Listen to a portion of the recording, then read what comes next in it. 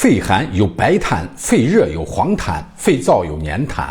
益和中成药解决3种痰。秋冬季节，很多朋友出现咳嗽、痰多的情况。今天和大家分享3种中成药改善咳嗽、痰多的问题，建议点赞收藏。第一种，小青龙颗粒，具有祛风散寒、止咳平喘的功效，用于怕冷发热、咳嗽、咳白色、稀痰、喘息等情况。第二种，橘红颗粒，具有清肺热、化痰止咳的功效，主要用于肺热、咳嗽、痰多、痰黄粘稠、胸闷嘴干等情况。第三种，养阴清肺丸，具有养阴润燥、清肺利咽的功效，用于干咳无痰或者痰少而黏，很难吐出来，甚至痰中带血丝、咽喉疼痛等情况。我是张哥，聊健康，关注我，一起走向健康生活。